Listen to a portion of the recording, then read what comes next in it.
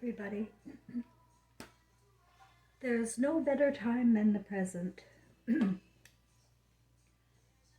So yesterday I started to tell you about the visit I had with the beings of light.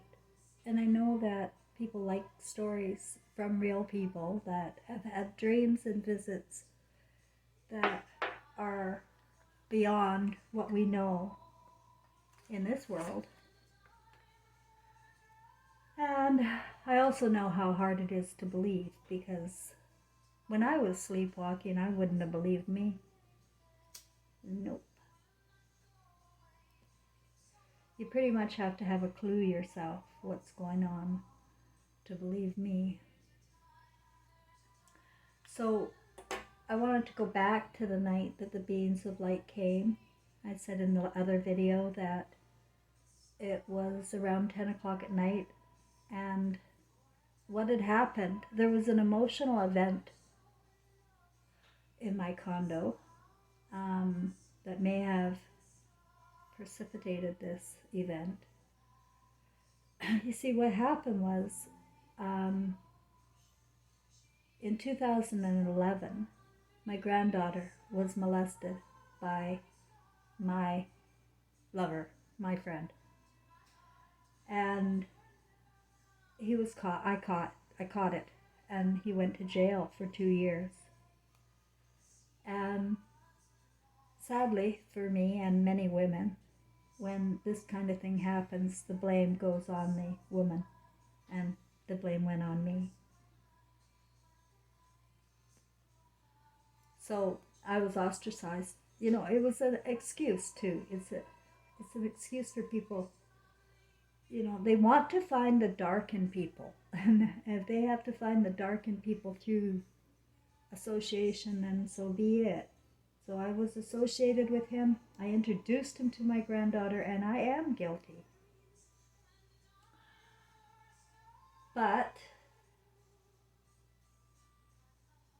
he was the only one that would help me. If it wasn't for the molester, well, I think Frank is part of my journey and program, because he was the only one that would help me.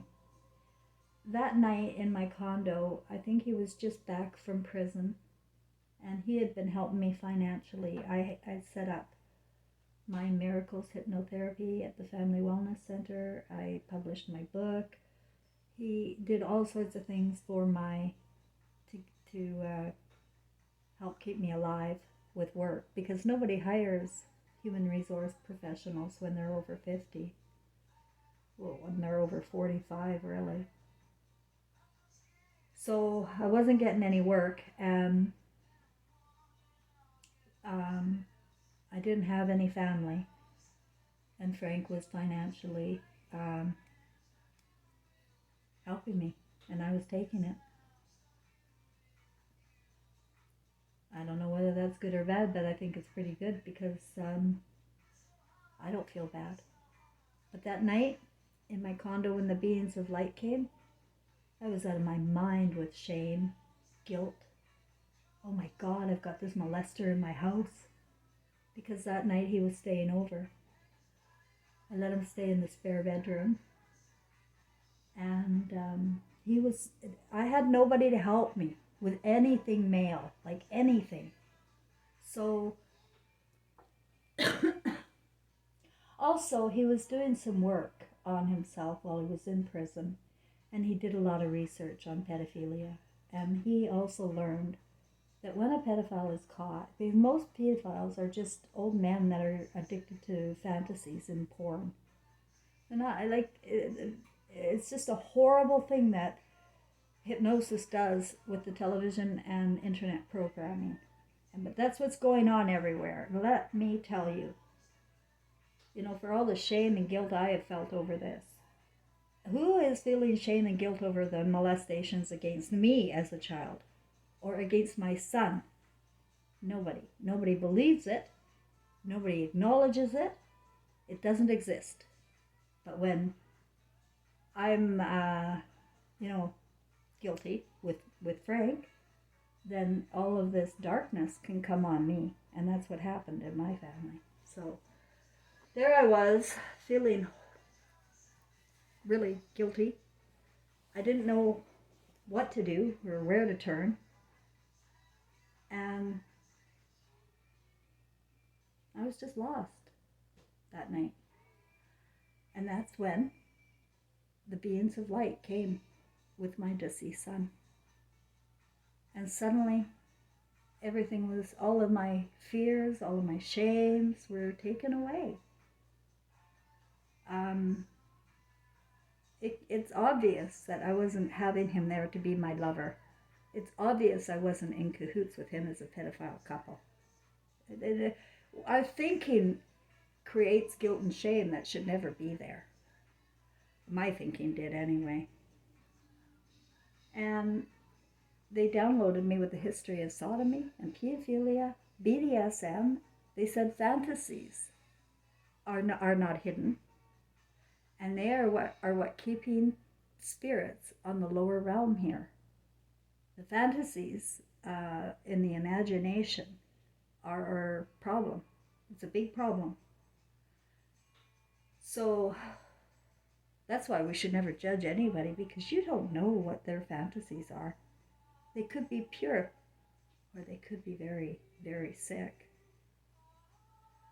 After they had been downloading me in the morning, well, before I forget to tell you that after they had finished, my deceased son gave me a feeling, and it has never been felt on earth, not by, I've never seen this kind of love explained before. But what he gave me went straight into my heart. I could feel it in my heart. And it was just pure joy. It was an orgasm in my heart, which I think is how we are supposed to really be loving. It's just beyond anything I ever felt before, this love from my son. And so I knew at that moment everything was okay. I was okay. And I should trust my spirit. And it's not easy in this world, because we're in a dimension where we are supposed to trust all of these outside people and gods, but never ourselves.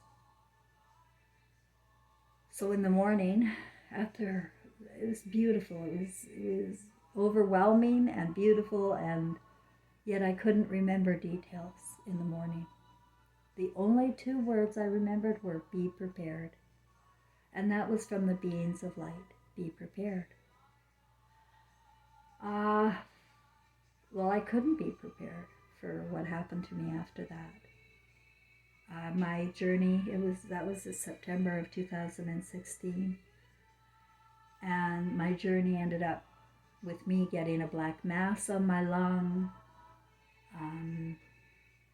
pneumonia, being introduced to cannabis oil, and then I couldn't work while I had the cancer, and I sold my business.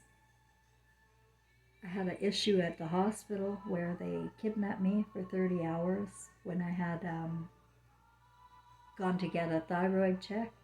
I am a target with the medical community. I have been since the 90s. I don't know whether it's in my DNA or consciousness they want, but I have been a target. A lot of things went really bad from from that moment until finally May of 2018, I was homeless. I couldn't afford my condo anymore. I sold my car for my last bit of rent. And I packed 2 suitcases. Well, that day that I went homeless from my condo, it was at Copper Sky. It was a beautiful 2-bedroom overlooking Mission Hill and Okanagan Lake, if you can imagine. It had pools, it had a gym, and gardens to die for. It was on the side of a mountain with wildlife walking through. And you could watch from your balcony. It was a huge balcony, too. I lived there for 2.5 years. It was a joyful place to live. It was after um, that this event with my granddaughter had happened that I took my car and I tried to plow it into a rock, a mountain rock. Well, first I had tried to gas myself with carbon monoxide poisoning in my car in a side road in the back of the mountains where nobody goes and nobody would find me ever. But this great big huge pickup truck, black, with a woman driving it, whizzed by me. Like in my mind, it feels like a totally different dimension right now because she seemed to be speeding, but we were in the back of a mountain with a very small road, so I don't understand how she was there in the first place. As she drove by, screamed out her window, "What are you doing?" And I had rags in my pipe, my exhaust pipes. Windows rolled up. Because I had a friend, David Mann, who died of carbon monoxide poisoning when he backed into a ditch and the exhaust pipes got clogged up. So he died of carbon monoxide poisoning. So I knew it was possible to clog your pipes and die. So after the black truck whizzed by, I suddenly just took off, got out of that area, and started down Coquihalla Highway. And the speed limit there is 120 kilometers per hour. So I got up to 140, and I decided I would just do a hard right when I was ready.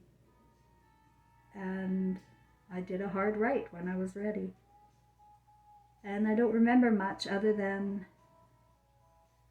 I walked out of the car was totaled, stuck in a rock, and I walked out. I remember seeing an angel in my steering wheel. I had a feeling it was my son, but I wasn't sure. I just knew it was an angel. Wouldn't let me die. So I said at that time, 2011, when all this was going down, I said, if I have to live, I insist on living well. I am not going to live like a squatter. Like at the time that Frank had done this to my granddaughter, I could see like nobody was hiring me. I was getting on in age. I had no family support. I knew I was heading to the roads, the streets. I could see the writing on the wall where people go and how they get there. So this was a fear of mine. And even though I'm a professional, educated, and I made a lot of business people rich, it never seemed to come back to me, financial. Except in one way. I've always seemed to be okay. So, when I said, if I have to live, I insist on living well, that's when Frank started sending me money. Like, he sent me his bank cards, his credit cards. And while he was in prison from 2011 to 2015, I drained them. All of them. I got my business going. And all along with his permission. I just took and took and took. I just didn't have any thought to not taking. And there was some guilt. And that's why in 2016, when he was staying over that night in my spare bedroom, I had a lot of feelings and emotional torture going on in my brain. And that's when they came and saved me from that. I carry everybody's shit with me as if it's my fault. And it's a pattern. And it really almost destroyed me. It's called no self-love. You need self-love you need a lift somehow. And if you're not getting it from your loved ones, your soul group, then you better know how to give it to yourself. And be okay with that. That it was very hard for me to be okay with taking care of myself. It really was the hardest part of all of this. It was hard to take care of myself and not feel guilty, because I seem to always take care of myself, but I feel guilty. So on that day in May when I got on the bus, I think it was May 1st, I had an Airbnb ready for me in Ottawa. I had booked in advance. Luckily, I still had a credit card, and Airbnbs were cheaper for a month, if you booked for a month, than my rent, which was $1,200 in BC at the time. It was only $800 for the Airbnb. So, and Frank was helping me. So I was able to get on it's one of the last Greyhound buses too, because that business shut down. People can't go across Canada anymore like that. But I did. It was a beautiful journey going across the Rocky Mountains and the prairies all the way to Ottawa from British Columbia. That's thousands of miles there, you know. I did it all by myself at 58 years of age, and no family and no hope. But I had 2 suitcases and 2 laptops and 2 phones. I don't know why, but that's what I had with me. And in my suitcases, I happened to have 5 designer dresses that were comfortable, casual, everyday dresses. I like to wear dresses. And I had 5 from Holy Clothing. I just happened to I had everything I needed. 5 pair of underwear, 5 Holy Clothing dresses.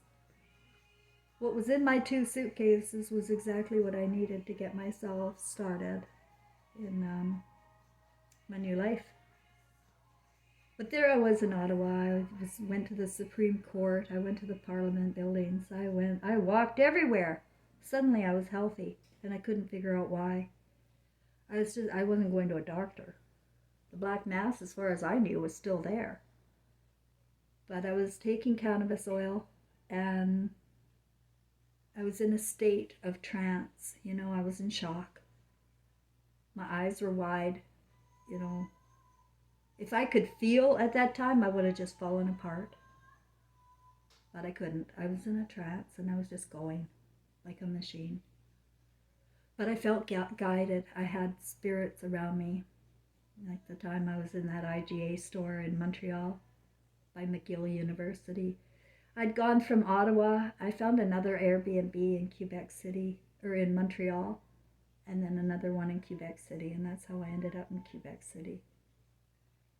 But when I got up to Montreal for that Airbnb, another one right by McGill, $700 for the month on Pine Avenue, which is stunning area to actually visit, let alone live for a month. Yeah, it was like a dream, with no money, but always having exactly enough for what I needed. I was living well, but I had no money. It was really weird. When I got to Quebec City, I stayed at 3 Airbnbs here. One of them, I found one of the guys. I found a girl being raped, and that was a nightmare. I was taken to a psych ward. He was not charged. And then I was in another Airbnb, and they did not understand me at all because I didn't want to mingle. I was just staying in my room, like isolating. People don't understand people who isolate. Maybe think that they're crazy or something because they called the police and had me removed for no reason. Other than I didn't want to help them paint with their 13-year-old daughter. I didn't want to mingle. And then I don't know what went wrong because I don't speak French. They didn't speak English. There's a lot of communication problem. And I ended up in this house, this Victorian era house with several bedrooms and bathrooms and a big kitchen and dining area, living area. And it was for mental cases, I guess, that were homeless. And there I was in Quebec City in a house with considered for mental cases and homeless people with nowhere to go. And I had my 2 suitcases, which they insisted I wash thoroughly before I go in. I was surprised they can give me a lice wash or something. Yeah. I saw it all, but while I was in that place, I very much appreciated it. It was clean. It was a warm bed. I didn't have to share a room. I just so happened that I didn't have a roommate. Um, the food was amazing and the people were kind. And during that month, I didn't have to pay any Airbnb fees. So I was able to get some things together and rent this apartment, which was only at the time $600 a month, plus $50 for cable. That I could afford. It didn't have any appliances, but the lady that I subleased this from just so happened to move here 3 months prior from Montreal, and then she couldn't stay. She got fired or something. She wanted to go home to Montreal, and so she left me her appliances too. And then every day since I moved in here, November of 2018, every day I have added to my comfort. I've been able to add to my comfort, although I'm not extravagant and I never go anywhere. But I have everything I need. I don't want for anything. And so what I wanted to tell you with regarding to that story and about being prepared is a couple of years ago, I ended up in the hospital with double pneumonia. And I feel I was poisoned, but that's another story. My kittens were taken to the SPCA with the mother. And it was just when all of this virus was breaking out. And they actually separated the mother from the kittens because they said the mother had the virus, which wasn't true at all. But they separated them. And when I got home 13 days later, I went to the SPCA from a cab. I was sick. I was scared. And Frank was in BC. Always, he pays for the SPCA bills. He pays for these emergencies. But there's only so much because he's got Parkinson and he's on a pension. I have really stripped that man completely with all his money. He has no money. He lives with his mother. He's my concrete angel. I can only assume that he's placed here to help me with what I'm doing here in my journey, which is to try and help people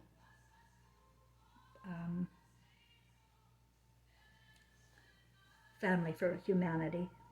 That's what I'm here for.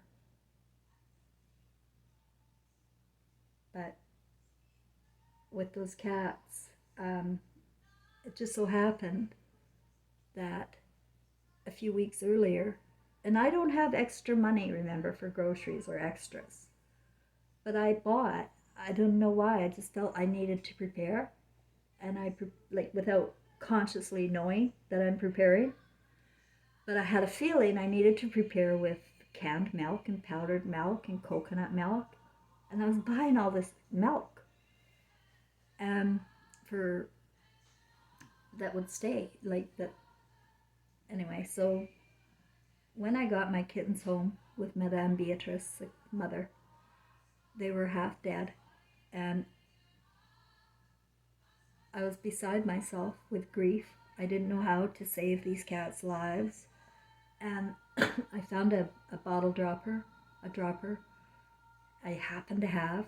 And I tried canned milk, coconut milk, powdered milk, and it was the coconut milk that they would take at first. For the first 24 hours, they would take the coconut milk from the dropper. And I was sitting there in my living room, feeding them bit by bit.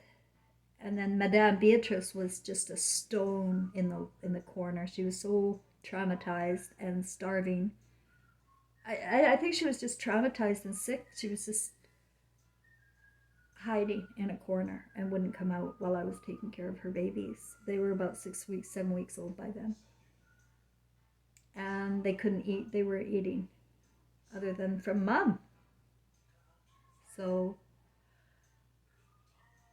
I tried the coconut milk and then the canned milk and powder milk, and eventually they ended up trying it all until they actually went back to mother. Mother saw what I was doing, and she eventually came around and she accepted some of my dropper milk too,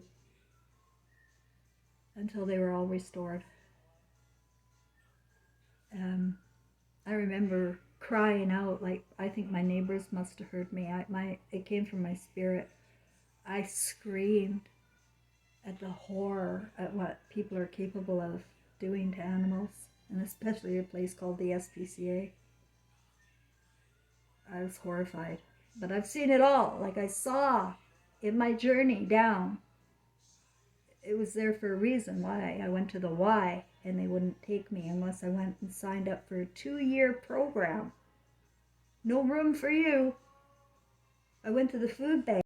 It's garbage. They're feeding people garbage and charging them too. It's not free. And if it is free, there's going to be some guilt with it.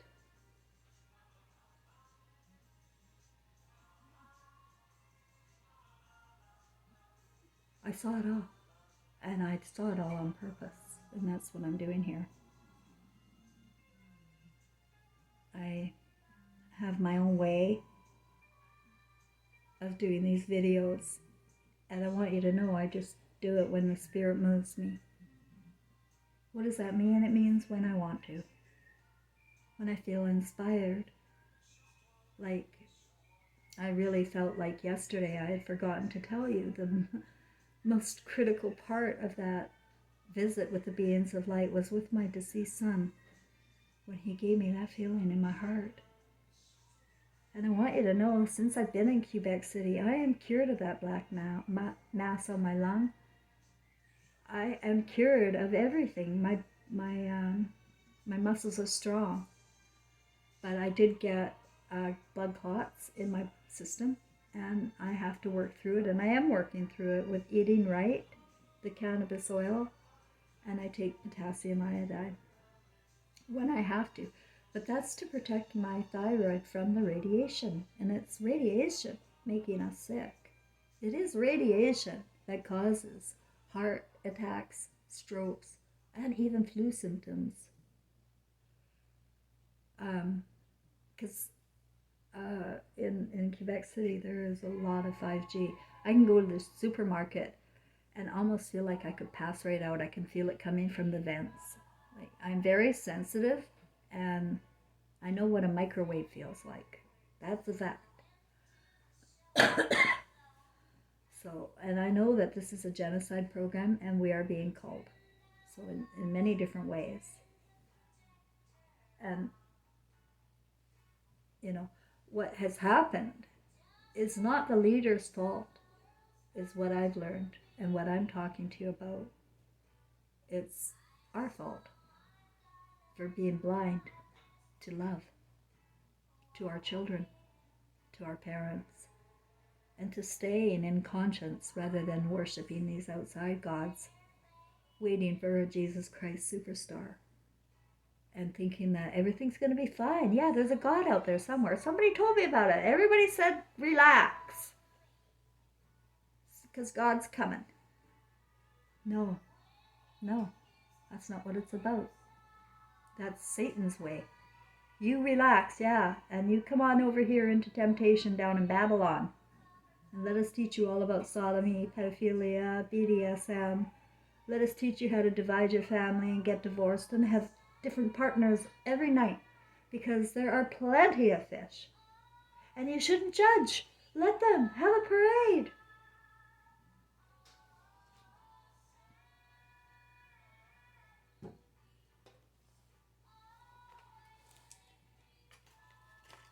But they don't tell you about the beams in your eyes, recording your life and your fantasies.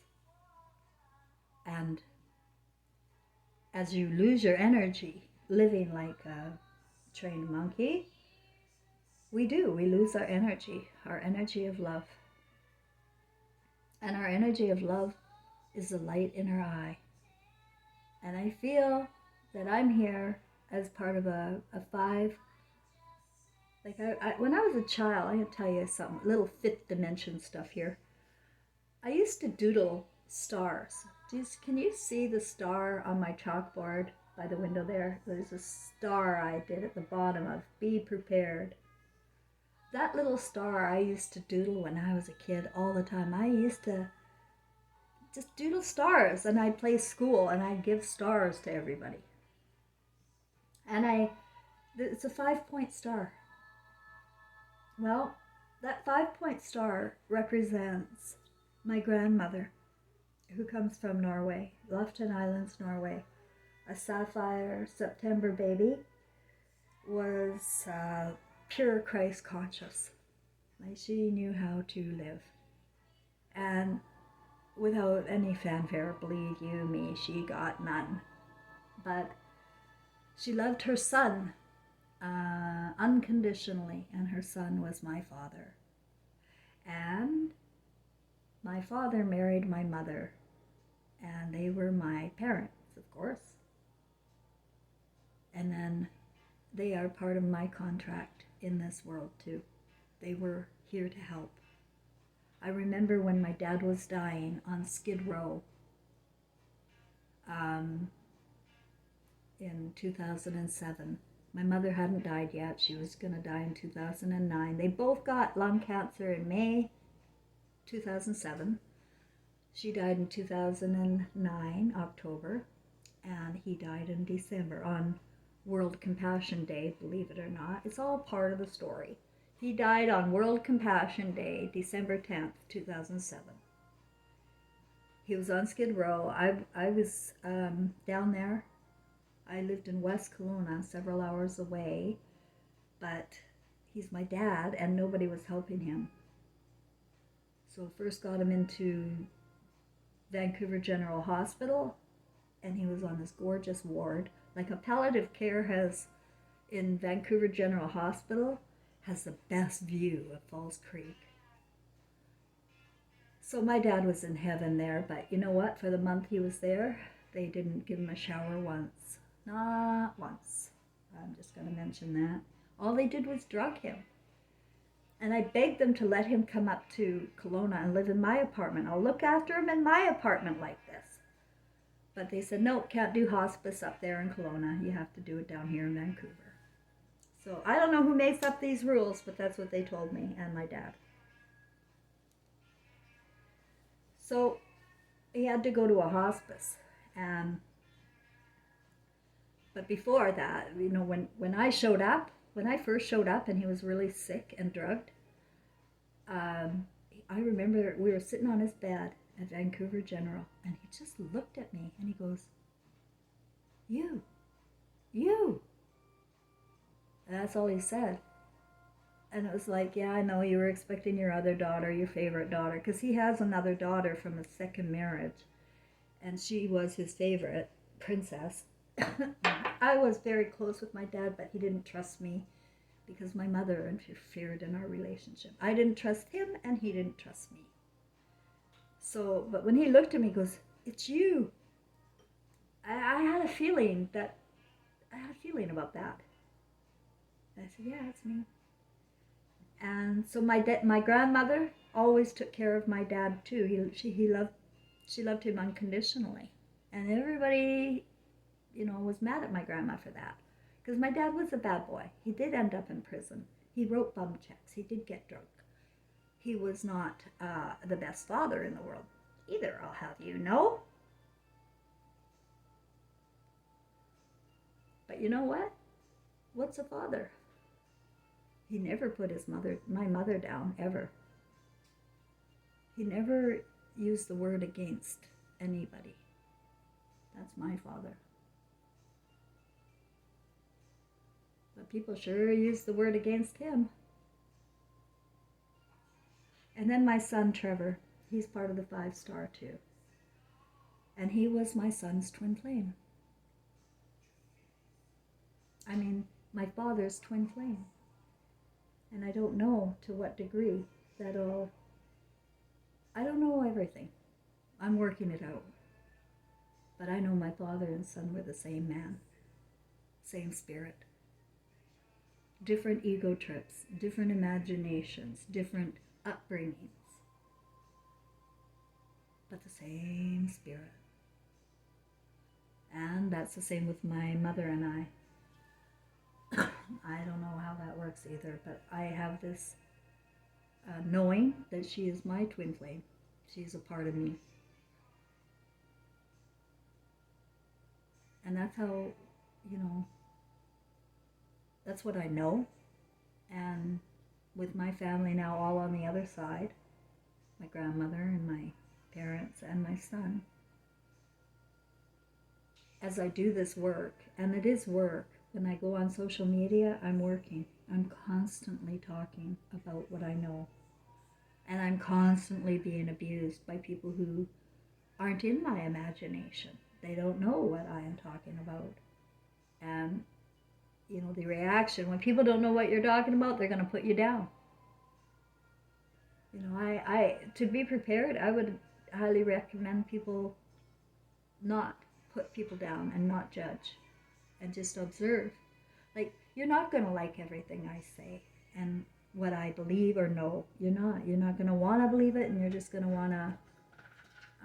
you want to go outside, kitty cat? Okay. No, sorry about that.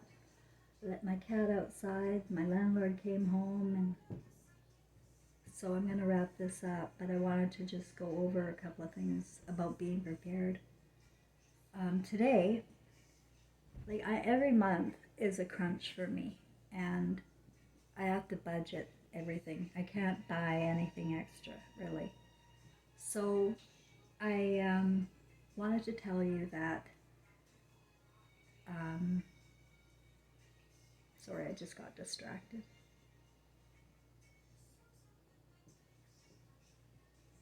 So at the end of the month, I went and got my groceries, and I was really disappointed. Inflation is insane, and I couldn't get anything extra this month, to prepare. My spirit is telling me to prepare with things that might soon come in short supply. And I feel it's things like powdered milk, canned milk, oil, lard, sugar, potatoes, like boxed potatoes. I have this feeling I should buy. And so, I'm not, I like I said, I've got exactly what I need every month. Well, last month I got shortchanged somehow. I wasn't keeping quite track, or something happened, and I was short about $150. So I really couldn't get anything extra at all. And I was disappointed this month I couldn't get anything extra at all again. Except this morning, I went to look in my accounts, and lo and behold, what was missing last month showed up again this month. So I had extra money today, and I just went ahead and I ordered, because I can't keep money. What's the point? Just spend it. If you have some extra money, it might be a good idea to prepare by buying what you can right now in extra. Make sure you keep it in well-sealed storage. I have an idea that I want to keep things to make chicken stock. I want to keep things to make bread. It's very important that we maintain our health And what I'm seeing in the grocery stores are a lot of manufactured, processed, sugary, salty foods that are very bad. Very, very bad. Causes diabetes and all sorts of health problems. And you feel weak. I always feel weak after I eat that crap food. So taking care of my health is, I feel good doing it. I have fun doing it. And it's become part of my new world order. My new world order is to take care of myself in comfort, to not fear anything. I have learned in my journey that when I fear is when I trip up. When I relax and I know everything's going to be okay, I am going to be taken care of, because I have been, it's evidence, then there's just no fear in me at all. I feel completely protected. And I'm going to be here, well, I don't know how long, nobody ever knows, but I know on September 11th, I've got a new world starting. And I don't know what's going to happen after that. I just know as of September 11th, which is my birthday, something is going to happen. Besides me quitting smoking, something's going to happen. And it's going to be a good thing. You know, Revelations, everybody's afraid of it and fear the God and all of that because you're living in fantasies and whatnot. But Revelations is actually, if you can open up your channels and see beyond what is in your own imagination and see what might be in other people's imaginations might be as true as what you know, that, you know, we could learn from each other. And David Icke said, or Ike, somebody told me that's how, like, rhymes with Mike, somebody told me, David Icke. And David Icke has a lot of the truth. If you want to find his videos on BitChute, I would highly recommend him. But he never talks about two things. One is emotion in consciousness. You know, he's only thinking consciousness. But we have a whole other emotional consciousness that is dead to us because nobody teaches it and nobody likes emotion. They fear it. And they don't realize that that heart orgasm I got was pure joy, pure love, and that's the emotion that we come from. That is who we are. And we should be laughing and loving and helping each other and lifting each other up with their dreams, not putting their dreams down. And it's never too late to start a new dream. All you have to start with is a want. What do you want?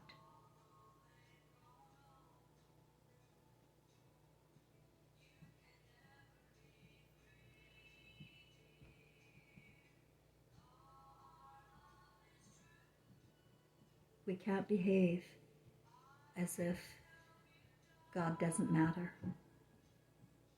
And God is love. It's not a man. It's a spirit of love. And if people remembered that, you know, maybe they could unneuro-linguistically program their brains from being programmed to worship outside and wait for that God and count on that God. When you have gods all around you, you have your spiritual family, you have your human family. If I had like in 2020 when I felt my mother's spirit around me crying, if I had ignored that feeling I had that my mother was around me crying, what would have happened to my mother's spirit? You know, when we die, we don't die. We take our eyes with us, the beams in our eyes, and the movie we created here comes with us to the new dimension. And without the ability to take anything back and to see how blind we are to falling into the tough love trap of parenting. or the rebel without a cause dad, and these foster and adopted children and abortion, all these things that drive the spirit to hell. People suffer in these conditions. I suffered in these conditions. It's suffrage. It's prison.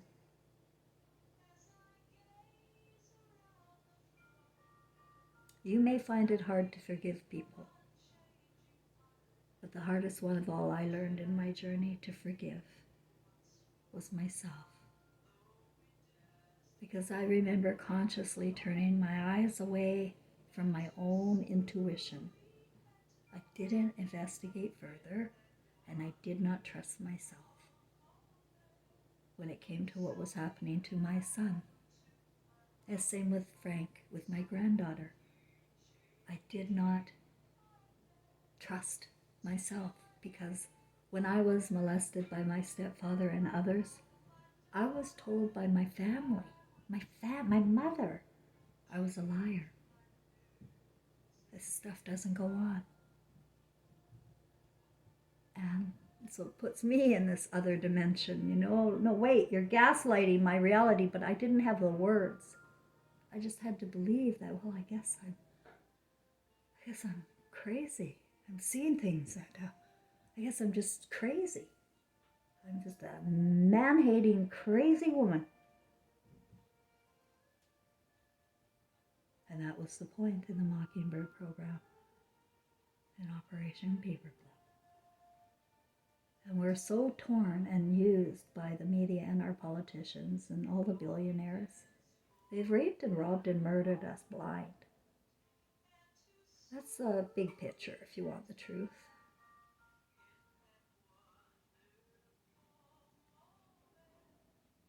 But there is a way for you to continue to live in peace on earth, and that is to create a dream. Create a dream and begin, no matter how small a steps. Take small baby steps. My first little business was a resume writing business while I was going to university and studying to be a counselor. I opened up a little business so I could get some experience. And it was called Steps to Success. And that's what I recommend here, is baby steps. If you're erasing your old imagination like I had to, if you're starting over and realizing that we're living with a bunch of liars and corrupt textbooks and doctrines to live by, and we know it's garbage, then start again and decide who you are and who would you be. But please keep in mind, please, you are not alone. And consider your soul group, the people you wouldn't want to live without, the people you really connect well with, even if there's problems, or even the one you hate the most and really hate them.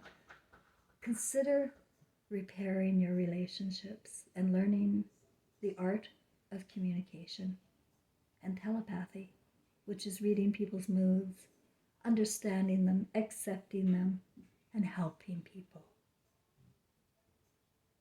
If we did that lift of others, we would be the God and Christ we seek. Don't we need that? Well, give that.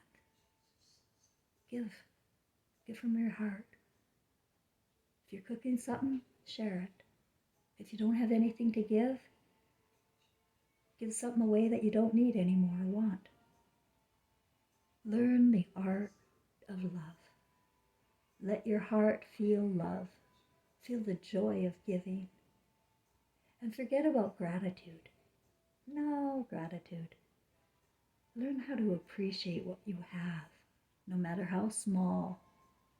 If you're sitting in want and envy and jealous of what other people are going through or doing, you could drive yourself insane, and you're not going to be happy. My husband, he lives on the ocean, a seashell there with a big house. They run in an Airbnb, getting hundreds of dollars every night. And he's still working for the Chinese bank there. Oh, he's rich, rich, rich. And he has the love of my granddaughter. So it's all going well. And it could drive me insane. But who controls my thinking is me. And how I frame things for myself so that I can survive in a peaceful mind. But more than that, I know love. And I know God, because I do know love. And because of that, I'm not concerned. Everything in its time, everything is on time, and I can't control outside of myself. I can only create my own peace. I hope that helped. Have a great evening. From Quebec City, this is Nana Marie. Okay guys, I created a new recipe for muffins. I like to bring things to a whole new level. So what I have here is muffin with it's banana and blueberry, boysenberry, Saskatchewan berry, with oatmeal on the top and sprinkled with honey on the top. Oh, let's see what it looks like after I bake it. Oh, this house smells so good. So I'm about to dish myself up, try it out first, and then I'm going to share it with my neighbors. I live in a house with 4 different apartments, and I like to share with my neighbors about half, because it doesn't stay fresh anyway. And why not? It's no extra energy other than giving out love energy, and that always works.